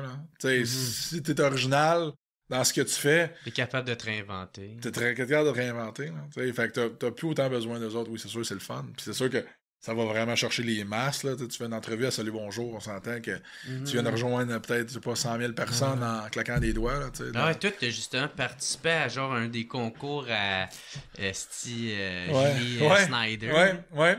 Mais dans le fond, c'est ça, ça s'appelait les Talents Bleus, puis ils cherchaient des concurrents. Puis dans le fond, cette compétition-là, de parenthèse, c'était plus une promotion sur les régions du Québec que d'autres choses, dans le sens que ils cherchaient des concurrents qui représentaient plein de régions différentes. Okay. L'Abitibi, Rive-Nord, Rive-Sud, Sherbrooke, tout ça, puis évidemment, Mauricie. Fait que là, ils checkent Mauricie, puis eux autres, c'est un show de télé, ils ont un show à monter. Fait que là, ils reçoivent des candidatures, t'sais.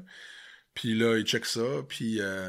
tu sais, ici, les candidatures, c'est, je sais pas, un gars qui jongle avec des niaiseries, des cossins de même. Ouais. C'est comme, OK, ouais. Fait que ce qu'ils vont faire, c'est qu'ils vont aller chercher du monde, tu sais, pour essayer de brasser la soupe un peu. Puis moi, ils m'ont approché pour participer à ça. Puis, tu sais, je venais de la Mauricie, fait que là, ça fitait bien. Puis il y a peut-être personne vraiment pour la Mauricie. Fait qu'ils sont venus me chercher, puis ils disaient, tu pourrais-tu faire un numéro de moto? Puis bon, puis il y avait... Si tu gagnais, c'était 100 000 $, je pense, à gagner quand même. Tu sais. Tabarnak. Ouais, on est loin des petites caméras. Non, c'est ça. C'est ça, on est loin de la caméra Sony, là. Ouais, ou du trophée, là. Fait que là, 100 000, OK. Puis, anyway, fait que là, tu gagnes, puis t'es comme, pourrais-je prendre cette caméra? Ben, c'était juste l'argent, t'avais pas de choix. Là. Ouais, non, c'est ça. Ils sont pas bandrés. Tu sais, comme à OD, là, t'as le condo, les assurances, le char, les meubles. T'as tout, là. Ouais. Mais, fait que c'est ça, fait que j'ai participé, puis ouais, ça a été cool, ça a été le fun, puis c'est un chanteur qui a gagné. Ouais, OK. Ouais. Fait que, toi, c'est quoi t'avais organisé? C'était... Parce que, j'imagine, tu peux pas rentrer avec ta motocross. Non, c'est ça, non. Fait que moi, il était venu, il s'était déplacé, toute l'équipe de tournage était venue chez nous, à ma piste. Puis là, on avait fait un setup avec le soir, avec de la pyrotechnie, puis Plein d'affaires. C'était cool comme setup. C'était un beau setup. Il y avait une méga bombe qui explosait sur mon dernier saut. Une boule de feu. Puis mais en même temps, c'est plate parce que t'es un peu désavantagé parce que toi, c'est de le voir live, tu sais. Parce qu'aujourd'hui, on est tellement plus impressionné par rien.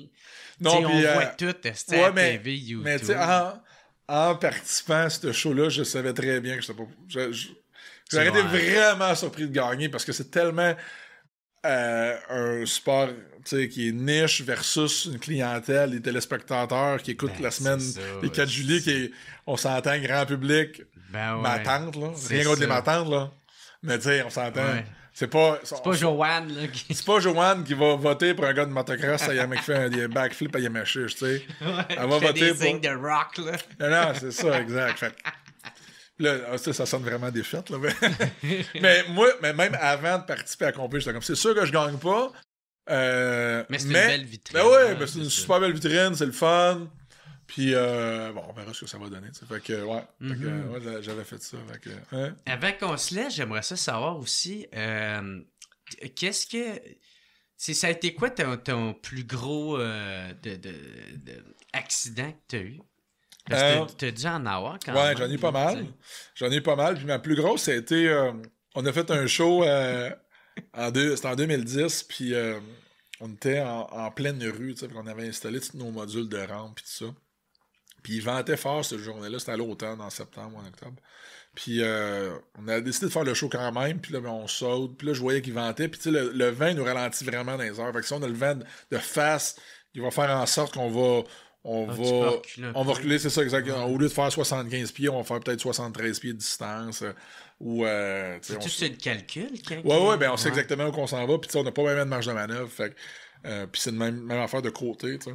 Puis comme de raison, je suis arrivé sur un saut, puis le vent est vraiment arrivé de côté, il m'a ralenti, puis j'ai atterri sur le coin de l'atterrissage, puis ce que ça a fait, c'est que je suis parti vraiment... j'ai fait une gauche-droite, finalement. La moto a vraiment comme... danser d'un bord puis de l'autre comme ça, puis un coup que ça fait ça, tu peux pas le ramener, là, tu sais. Puis ce que ça fait, c'est qu'à un moment donné, tu te fais fouetter comme ça, tu sais. Ça le fait deux fois, puis là, la troisième, c'est là que tu revoles vraiment sur le côté, puis tu t'écrases comme une crêpe, là, tu sais. Mais là, j'étais rendu dans le bas de l'atterrissage, fait que là, au lieu d'atterrir dans une pente, mais j'étais rendu que j'atterrissais plus dans la pente, j'étais rendu à terre, là, tu sais. Fait que j'avais fait quand même peut-être 25 pieds. Ouais, de l'asphalte ou Notre atterrissage est en métal, avec la pente est en plywood, avec une espèce de grip tape dessus pour pas que ça soit glissant, que ça soit plus grippy, là, tu sais. Mais au moins, t'es dans une pente. Mais là, rendu aussi loin que ça, là, la pente est finie, puis c'est rendu la rue, là, le sol, là, tu sais. C'est là que ça cogne, là, tu sais. Fait que là, j'ai revolé à terre d'un côté, puis je me suis cassé... Tout ce côté-là, finalement, éclaté, là, tu sais. Fait que la hanche, fémur. Ouais, c'est ça. Fémur, bras, coude. Fait que tout vraiment, ça a monté là, les coudes, les bleus. J'étais vraiment magané. Puis, fait que ça a été tough, parce que, tu sais, le fémur, c'est le plus gros os du corps. Là, ils disent 6 mois arrêté, nénéné. Fait que, tu sais, c'était une... Je m'étais ramassé en chaise roulante, parce que là, tu sais, je pouvais pas être en béquille, parce que j'avais un bras de cassé aussi. Fait que je pouvais pas mettre mon poids sur mon bras, tu sais. Fait que j'étais en chaise roulante. Non, là, ma mère avait comme fait, OK, peut-être ce serait un bon timing d'arrêter. Ça, c'est en 2010. Ouais. OK. Ouais, fait que là... C'est là que t'as arrêté de faire des sauts? Non! Non! Pas toi? Non, puis j'ai bien fait, parce que, tu sais, un an et demi après, je signais mon contrat pour aller en Chine, tu sais. Ouais. J'avais recommencé, puis là, ben, quand les étoiles étaient alignées, puis je repartais, tu sais, fait que... Comment qu'on arrête? Parce que là, t'as arrêté là, de l'en faire, de la compétition de saut. Là. Ouais. Puis comment que... Comment t'as décidé de prendre cette décision-là? Ben, il y a plein d'affaires qui sont arrivées dans ma vie qui ont fait en sorte que c'était comme la bonne décision à prendre, tu sais, parce que à un moment donné, veux pas, la motivation est moins là. Après ça, t'as bien des blessures qui ressortent, tu sais, que t'as de la misère à faire ce que tu faisais avant à cause de vieilles blessures, tu sais, moi, j'ai bien de la misère avec mes genoux. C'est surtout un de mes genoux qui est magané pas mal, les ligaments, tout ça. Fait que ça, c'est des blessures qui restent, là, tu sais. Souvent, tu sais, les joueurs de hockey, ça fine. Écoutez, Carey Price, là, ça reviendra sûrement jamais, son genou, là. Puis lui aussi, il reviendra sûrement jamais à cause de ça, tu sais. Parce que veux pas, tu le sais dans ta tête qu'il faut que tu fasses attention avec ce genou-là parce qu'il est plus fragile. Même s'ils l'ont opéré, t'es comme, tu sais ce qui s'est passé la dernière fois, puis tu veux tout le temps le protéger un peu. Ouais. Fait que veux pas, tu sais, comme pour Ça un te joue joueur. dans la tête. Ben oui, ça te joue dans la tête. Pour un joueur de hockey comme lui, c'est mortel, là. Il faut qu'il se sac à ses genoux à tous les minutes, là. Fait que ça marche pas. Fait que, puis en moto, c'est un peu la même affaire. Fait que là, il y a les blessures. Il y a des commotions? Ouais, des commotions, j'en ai eu. Après ça, tu sais, ça fait longtemps que j'en ai fait, tu sais, quand ça fait 25 ans que t'en fais, là, à un moment donné, tu fais comme, OK, bon, là, j'ai fait pas mal ce que je voulais faire. Ça va m'amener quoi vraiment de continuer, tu sais, parce que les objectifs que j'avais, je les ai faits, puis je les ai dépassés, puis je me suis amusé, puis fait que là, c'est comme refaire ce que je faisais il y a 15 ans, tu sais, c'était vraiment ça, fait que t'es comme, ben là, je l'ai fait, là, cette trip-là de show dans des rues, des affaires de même, dans des cours de centre de show, peu importe. Fait que là, t'es quand même un petit peu moins intéressant. Puis la pandémie aussi. Fait que là, moi, ma dernière compé, je l'ai faite au stade en 2019. Fait que là, j'ai fait ça au stade en 2019. Après ça, la pandémie. Fait que là, t'es arrêté 2 ans de temps.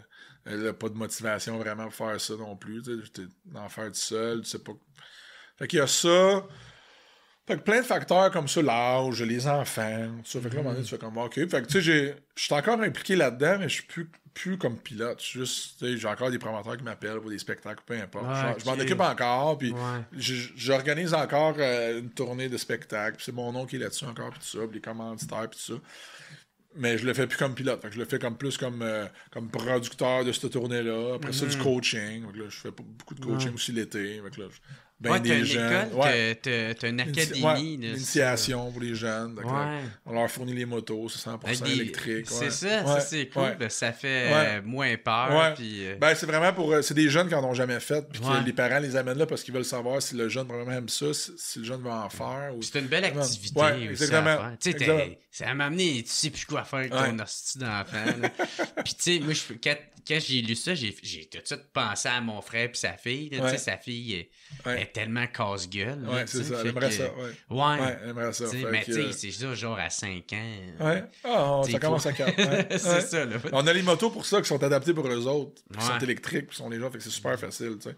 Fait que. Anyway, fait que là, le coaching est arrivé là-dedans. Fait que je commence à faire plus de coaching.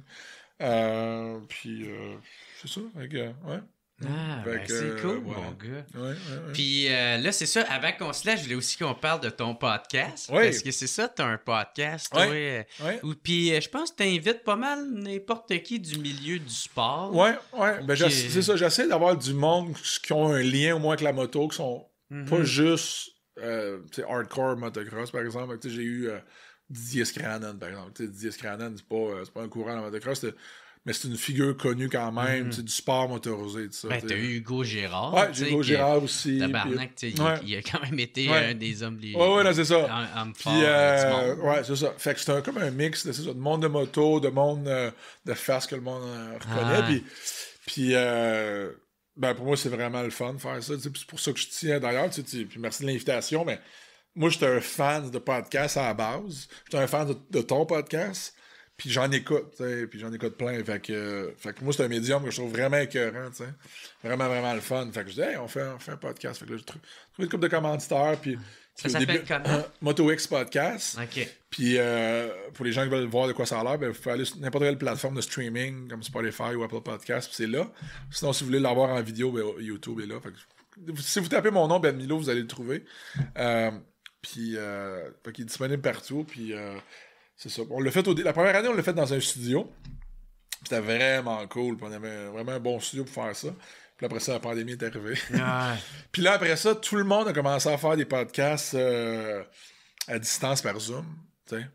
Puis c'est le fun. T'as pas besoin de te déplacer. Tu peux avoir des invités qui se déplaceraient pas sans ça. C'est ça qui habitent loin. C'est ça exactement qui le font à cause de ça. Puis ça coûte vraiment moins cher à produire aussi. Fait qu'il y a eu ça. Fait qu'après ça, on l'a fait en espèce de version Zoom pendant 2 saisons. Fait que là, on a 3 saisons de fête. 2 ou 3 saisons.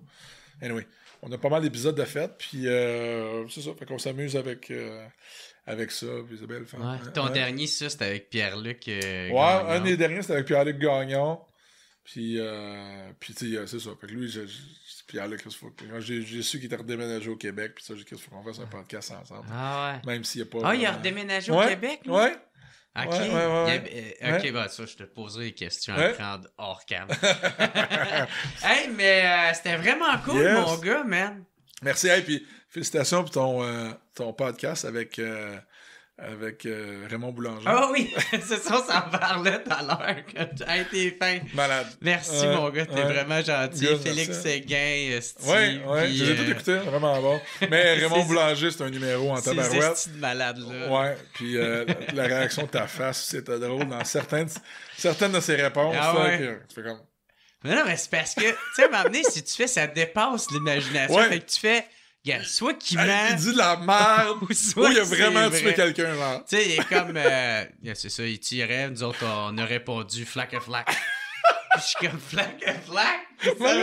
Puis tu sais, genre, moi, je veux pas comme over-réagir non plus, là, tu sais, j'essaie.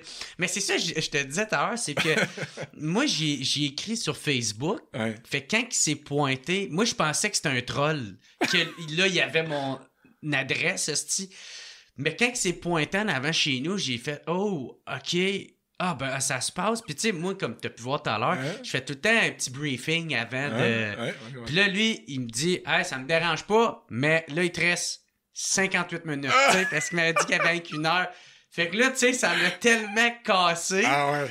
Fait que là, on a tout de suite commencé, mais ça m'a comme un peu perdu. Puis là, tu sais, c'était dans la pandémie. Fait que, tu sais, j'étais comme, en même temps, j'avais peur que tu refuses à cause de la pandémie, mais Chris, c'est un gars qui a pas peur de se promener avec la plus grosse cargaison de coke dans son avion.